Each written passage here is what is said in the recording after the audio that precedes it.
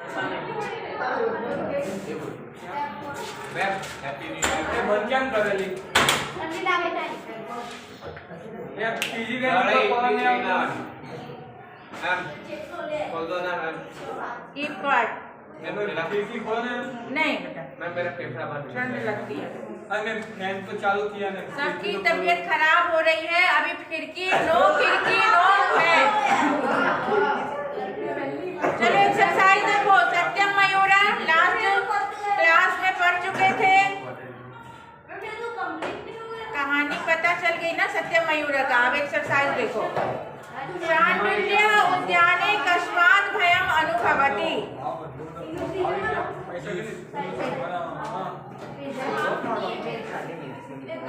तुम लोग पढ़ने में इंटरेस्टेड नहीं हो तो बाहर जा सकते हो। जो लोग शांति से बैठेंगे वही यहाँ बैठेंगे। बंद करो इसको, इस पे ध्यान दो जो पढ़ाई हो रही है। शांडिल्य उद्यान में किसका भय अनुभव करता है? किससे उसको डर लगता है? चोर से, सिंह से, व्याघ्र से, परिव्राजक से? व्याघ्र से। Very good. व्याघ्र। क्षणे क्षणे डैश शरीरे किम रमणीयम। क्षणे क्षणे डैश शरीरे किम रमणीयम, सब इसमें का ही वर्ड रहेगा। नूतने क्षणे क्षणे नूतने शरीरे, क्षणे क्षणे क्षीयमाने शरीरे, क्षणे क्षणे जायमाने शरीरे या वर्धमाने शरीरे। कौन सा क्या वर्ड आया है अंदर? क्षीयमाने आया है। क्षीयमाने जो धीरे धीरे नष्ट होता है।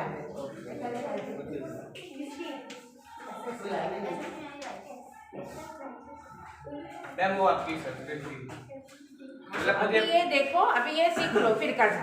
अरे आपसे पूछना, ये 5 से 7 पूछने हैं। हाँ बोलो। एक आप खत्म करो तो मुझे बताना। हाँ ठीक है। केन बिना जनानाम सौख्यम न, तब तक ये ध्यान दो। मैं संस्कृत की ओर लिखूं?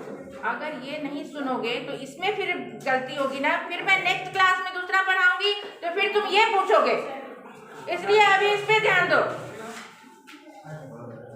केन बिना जनानाम सौख्यम न भवति, किसके बिना लोगों को सुख नहीं मिलता है? स्टैंड अप डॉली, क्या हो रहा है पीछे घूम के? Sit down. पीछे तिथि, तुमको पीछे इसलिए भेजी हूँ, क्या नाम है उस लड़की का? किस लिए तुमको पीछे भेजी हूँ? क्या लिखना है? क्या लिखना है? Come here, show me what are you writing. अभी लिखा ही नहीं है मैम, चालू कर रहे हैं। इधर आओ। क्या लिख रही हो? दिखाओ। अभी क्या लिखा है कुछ? तो बातें क्यों हो रही है? मैंने तो कुछ बोला। कुछ नहीं लिखना है, यहाँ ध्यान दो। ये लिखो, ये लिखो। वही तो लिख ली हो। तो भी बुकी नहीं है मेरे तुमसे मैंने नहीं पूछा, बीच में कोई नहीं बोलेगा। अब तुम लोग 10th क्लास में हो, छोटे बच्चे नहीं हो कि हर समय छड़ी लेके पिटाई होती रहे। केन बिना जनानाम सौख्यम न भवति, किसके बिना लोगों को सुख नहीं मिलता है? विद्या बिना, विद्या के बिना लोगों को सुख नहीं मिलता है। विद्या है तो कहीं भी आप कुछ उपार्जन कर सकते हो, कोई भी काम कर सकते हो विद्या से, पढ़ा करके। या विद्या ओनली पढ़ाई की बात नहीं होती है, मैंने बताया था। कोई भी क्षेत्र में सब विद्या है, सब ज्ञान है, हर तरह का। कला के क्षेत्र में हो, इंजीनियरिंग के क्षेत्र में हो, डॉक्टरी के क्षेत्र में हो, तुमको किसी भी क्षेत्र में आप अगर विद्या हासिल करते हो तो उससे आप कुछ धनोपार्जन भी कर सकते हो, अपनी जीविका चला सकते हो, तो सुख की प्राप्ति होती है। और जहाँ बिना अर्थात बिना शब्द आता है, उपपद विभक्ति भी मैं समझा रही हूँ। जहाँ बिना शब्द रहता है जिस शब्द में, वहाँ तृतीया विभक्ति होती है। बिना के योग में तृतीया विभक्ति होती है। तो बिना है विद्या, बिना, इसलिए विद्या शब्द में तृतीया विभक्ति है। एक्सरसाइज करा रहे हैं। हाँ, दैट्स वाई ये विद्या है, विद्येन नहीं है, विद्याम नहीं है। क्यों नहीं है? क्योंकि इसके आगे बिना शब्द है। पुरतः शब्द से विरुद्धार्थक का शब्द, पुरतः का मतलब होता है सामने, इन फ्रंट, तो उसका विरुद्धार्थक क्या होगा? पृष्ठतः। हाँ, चौथा का पृष्ठतः।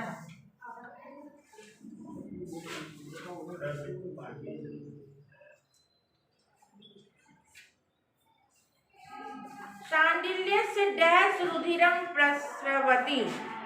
शांडिल्य के कहाँ से? रुधिर मतलब होता है खून, ब्लड। कहाँ से जो है खून निकल रहा था? हाँ, यहाँ देखो कंठ का ही वर्ड है सब, कंठाद, कंठे, कंठम, कंठेन। तो कौन सा वर्ड देंगे, ये कैसे समझेंगे? क्योंकि रुधिर जो खून जो बह रहा है कंठ से, लिसन, यहाँ कंठ शब्द ही है, दूसरा शब्द नहीं है जो तुम समझ जाओगे कि चलो कंठ वाला है तो कंठ से खून बह रहा था। यहाँ कंठ का ही है, विभक्ति चिन्ह पहचानना है। तो कैसे पहचानेंगे? इसका मीनिंग हो गया कि शांडिल्य के कंठ से खून बह रहा था। तो कंठ से खून बह रहा था, यानी खून क्या है? कंठ से अलग हो रहा है। से चिन्ह है, तृतीया में और पंचमी में दोनों में से चिन्ह आता है। तृतीया में से जो है साथ का अर्थ है, इसलिए मैं इंग्लिश में बताती हूँ। तृतीया में इंग्लिश में विथ हो जाता है, इसका भी से मतलब है लगाओ, साथ के अर्थ में, साथ के अर्थ में यहाँ पे है। और पंचमी विभक्ति जब आती है वहां भी से आता है, यहाँ क्या है? अलगाव के अर्थ में।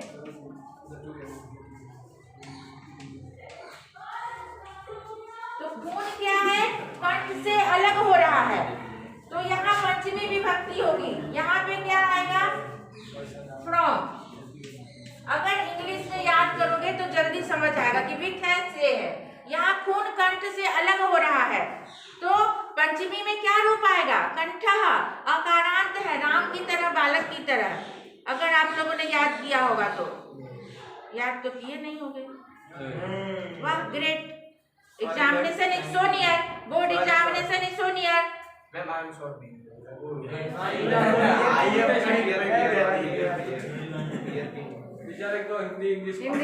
हिंदी में बोलो, नो प्रॉब्लम।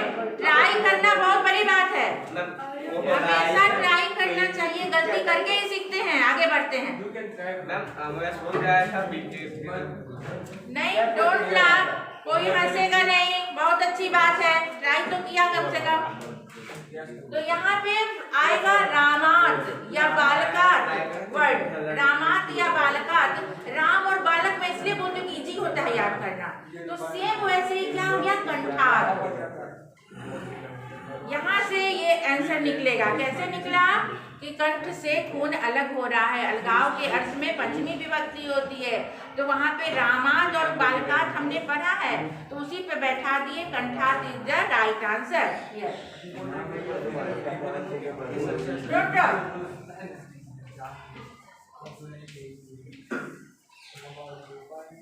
गलती होगी, इससे कभी नहीं डरना चाहिए कि हमसे गलती होगी।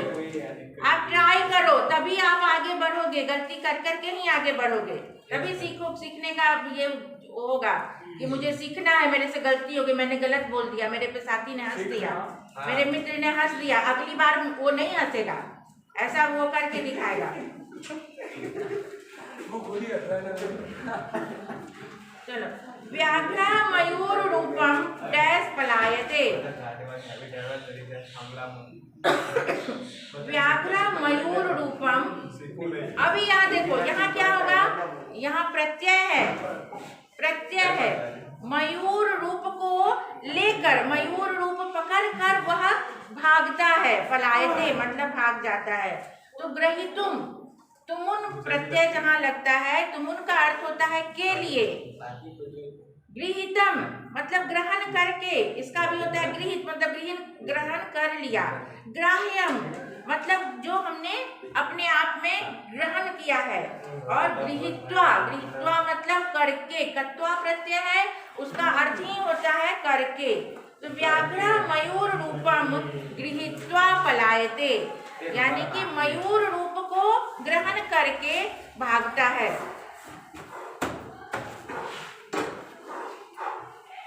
बेटा वो करता है, लिखा हुआ है, अंदर लिखा हुआ है, इसलिए मैं वो ना अभी से प्रूफ करेगा।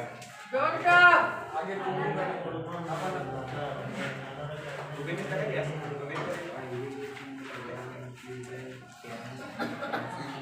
यदि मयूरः उद्घाटयामि अक्षिणी, अत्र अक्षिणी शब्दस्य स्थाने उचितं शब्दं चिनुत। अक्षिणी ये मैंने बताया था उस दिन। अक्ष किसको बोलते हैं? अक्ष का मतलब क्या है संस्कृत में? अक्ष का मतलब आँख। आँख को अक्ष भी बोलते हैं, नेत्र भी बोलते हैं, चक्षु भी बोलते हैं, नयन भी बोलते हैं। अच्छा है, बट जो इसमें दिया है वही करोगे ना। नेत्र वाले ही वर्ड है, सारे वर्ड नेत्र वाले हैं। केवल तुमको विभक्ति चूज करना है कि कौन सी विभक्ति यहाँ आएगी। तो कैसे फाइंड करेंगे? अक्षिणी कौन सा विभक्ति है? अगर हम अक्ष वर्ड का याद करे रहेंगे कि कौन सा वर्ड है, कीप क्वाइट, लिसन हियर। तो यहाँ ये सप्तमी का है। तो नेत्र का राम अगर याद किए हो तो रामे होता है, बालक अगर याद किए हो तो बालके होता है। यहाँ नेत्रे हो गया, नेत्रे इज राइट आंसर। केवल एक बालक या राम याद कर लो, इससे बहुत सारे क्वेश्चन सॉल्व हो जाएंगे। उसी पे बैठा देना है। जैसे रामे होगा, बालके होगा, वैसे यहाँ नेत्रे मिल गया, नेत्रे कर दो। नेत्रे इज राइट आंसर। नेत्रा फिर गलत जवाब, नेत्रे।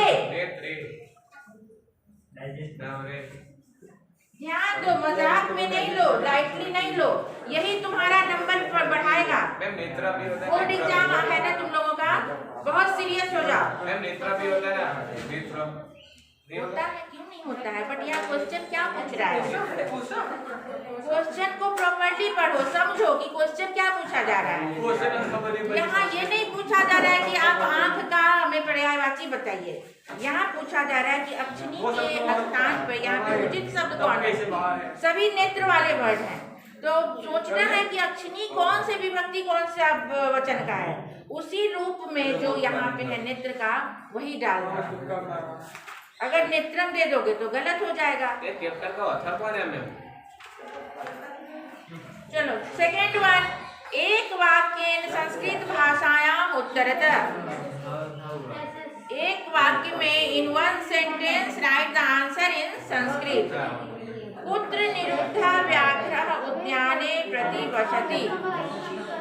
क्या हो रहा है गर्ल्स? Do not talk.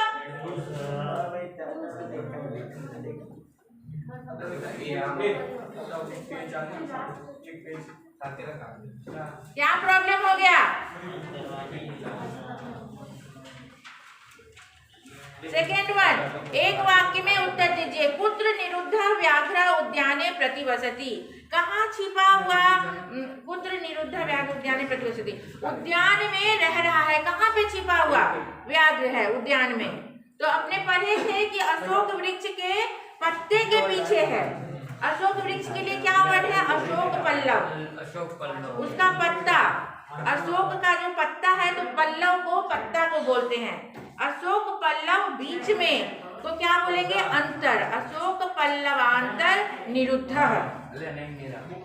निरुद्ध से सेम लिख देना है। शाश्वत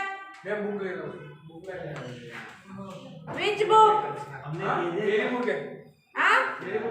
कौन सी बुक? रखो, बंद करो उसको।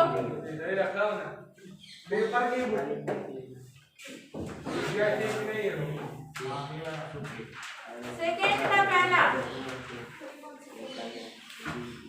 पुत्र निरुद्ध व्याघ्र उद्याने प्रतिवसति।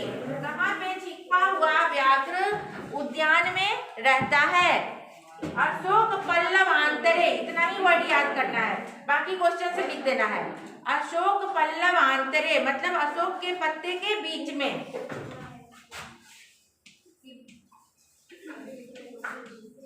अशोक पल्लव ये तो पालव वर्ड तो तुम लोग बोलते ही हो, उसी से मिलता जुलता है शोक पल्लव। और केवल इसमें आंतरे जोड़ देना है, यानी कि बीच में। अशोक पल्लव आंतरे मतलब उसके बीच में, अशोक पट्टे के बीच में यहाँ से जोड़ दो। निरुद्धा व्याघ्र उद्याने प्रतिवसति।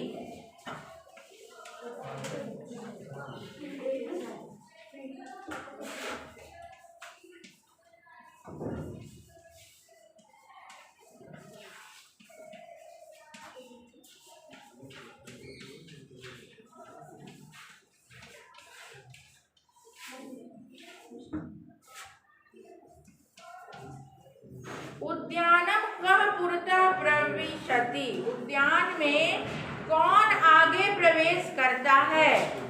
परिव्राजकः। सांडिल्य बोलता है ना शिष्य है कि अग्रे चलतु अग्रे उपविशतु, तो यहाँ पे बोलेंगे परिव्राजकः उद्याने पुरतः प्रविशति।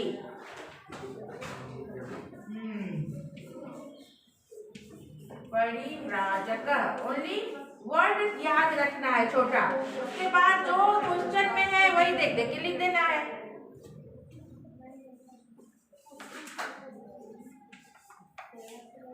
उद्याने पुरतः प्रविशति। पुरतः का मतलब होता है आगे, सामने, इन फ्रंट ऑफ या अहेड।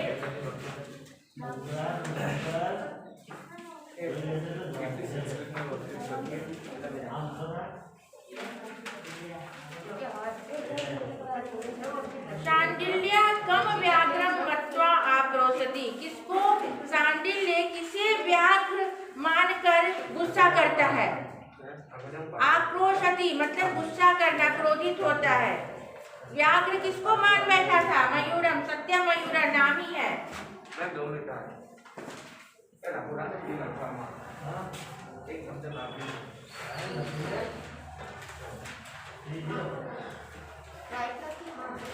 शांडिल्य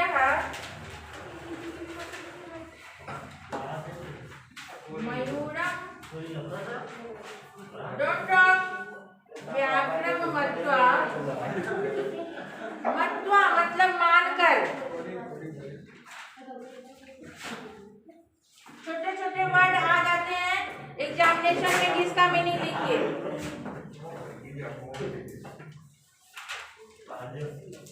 आक्रोशति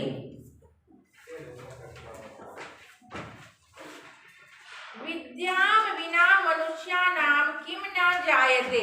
विद्या के बिना मनुष्य को क्या नहीं होता है, क्या प्राप्त नहीं होता है? विद्या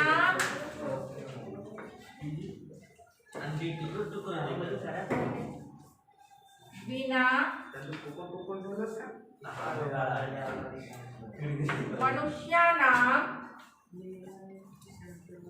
मनुष्यानाम में कौन सी विभक्ति है?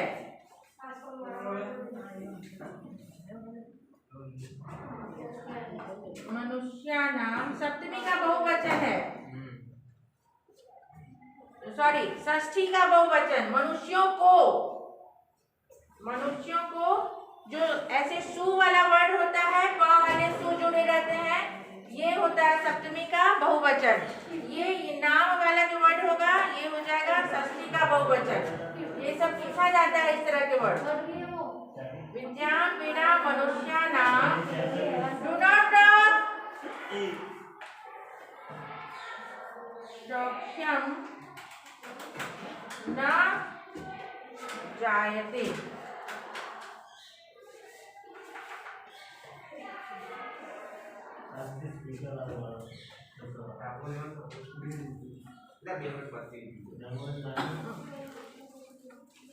ये लगता है मैं उसको बताई थी तुम लोग। थर्ड वन अधोलिखिता नाम कृदंता नाम प्रकारम लिखता, यही था। आपने पूछा भी था कि एक है यहाँ पे धातु और प्रत्यय फाइंड किया जाता है, और अगर वैसा नहीं हो तो दो तरह के होते हैं, ह्यस्तन भूतकाल और अध्यस्तन भूतकाल। कृदंत प्रत्यय दो तरह के होते हैं, ह्यस्तन भूतकाल और अध्यस्तन भूतकाल। तो वो फाइंड करना है, बट ज्यादा बेहतर होता है कि धातु और प्रत्यय फाइंड करना। इससे एग्जामिनर समझ जाएगा कि इसने पढ़ाई की है।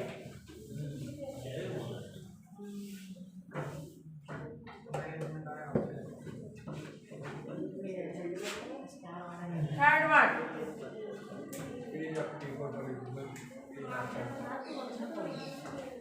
श्रुतम। कौन सी धातु है? धातु मतलब वर्ब, क्रिया। सूर क्या है? अरे सूर थोड़ी हाँ? श्रु। हाँ, श्रु बोलते हैं। श्रु धातु एंड लेप प्रत्यय।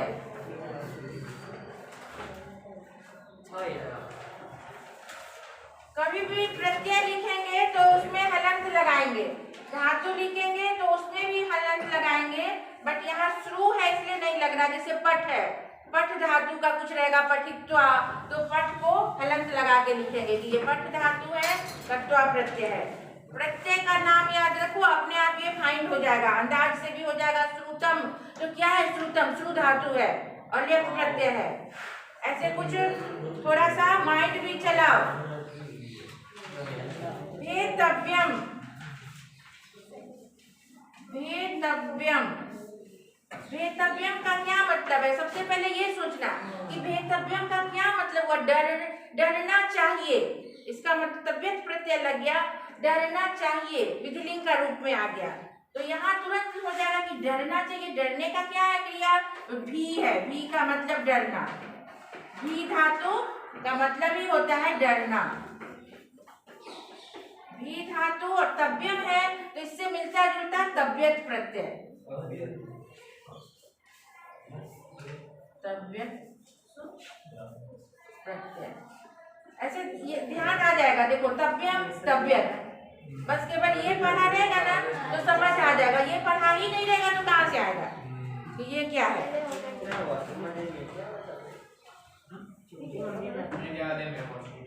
विज्ञेयः,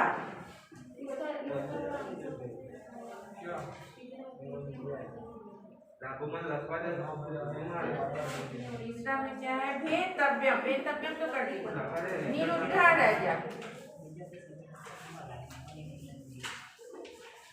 निरुद्धा,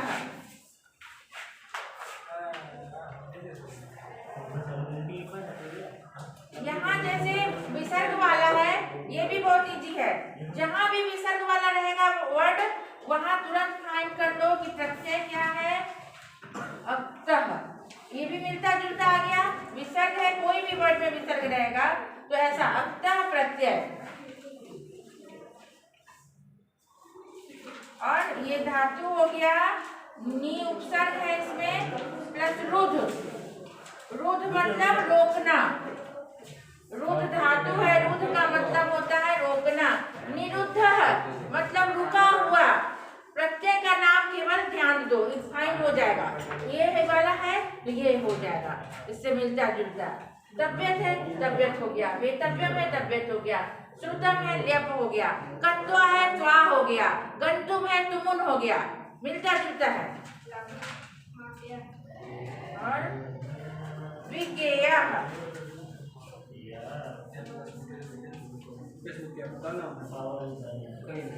विज्ञेयः मतलब जाना हुआ। विज्ञेयः, वी उपसर्ग और धातु कौन सी है?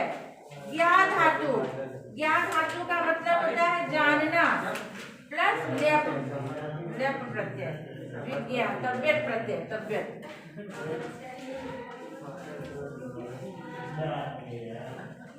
Who is making sound?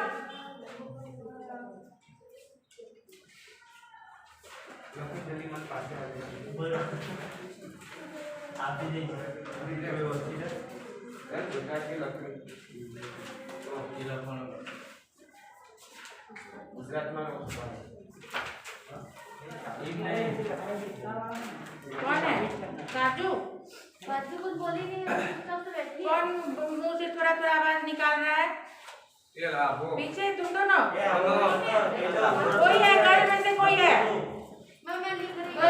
कोई नहीं, बॉयज में से कोई है। अभी मैं फाइंड कर लूंगी। Keep quiet. Harmonium. Okay, listen here. Raman,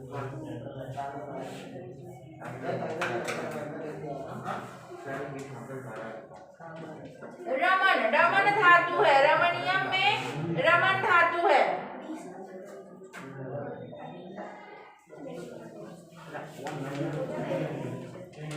Raman धातु और जैसे है अनियम, तो इसी तरह का प्रत्यय है अनियर प्रत्यय, अनियर, अनियर प्रत्यय। और दो इसमें नहीं है, मैं बता देती हूँ। जैसे कि गत्वा होगा, मान लो गत्वा, भूत्वा, इस तरह के त्वा वाले जो भी वर्ड होंगे, तो ग से तुरंत मिल गया कि गम धातु है। गत्वा का मतलब होता है जाकर, और कत्वा प्रत्यय, प्रत्यय का नाम है कत्वा। अब जैसे रहेगा गंतुम, गंतुम रहा मान लो, इसमें भी गम धातु और तुमुन प्रत्यय। बस प्रत्यय का नाम ये बहुत इंपॉर्टेंट है।